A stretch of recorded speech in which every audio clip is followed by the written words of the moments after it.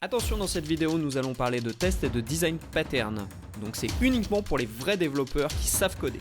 Donc l'épiceur de code, vous pouvez quitter la vidéo tout de suite. Nous allons faire un builder et ce builder est exportable.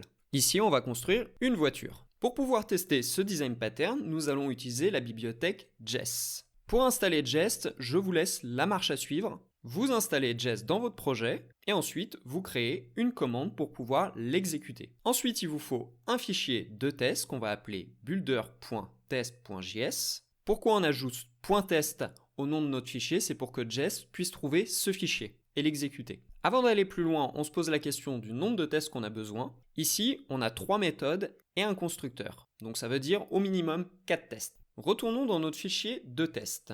On va commencer par importer notre builder grâce à un require. Grâce à la commande describe, on va créer une bibliothèque de test que ici j'appelle checkKBuilder. Et ensuite, on va mettre une arrow fonction pour pouvoir mettre tous nos tests. On va commencer par tester le constructeur. Pour cela, on appelle la commande test, suivie d'une définition du test qui doit commencer par un verbe et qui explique le contenu du test. Ici, je dis que le constructeur permet de builder un objet qui a comme valeur par défaut 4 portes et 4 roues. Ainsi, à l'intérieur de notre test, on définit notre builder et ensuite on fait expect, on prend notre builder, on le construit et grâce à la commande toEqual, on définit l'objet qui doit être construit si la commande de build fonctionne correctement avec uniquement l'appel du constructeur. Ensuite, on construit 2 tests jumeaux qui permettent de tester si les with suivis de la propriété fonctionnent.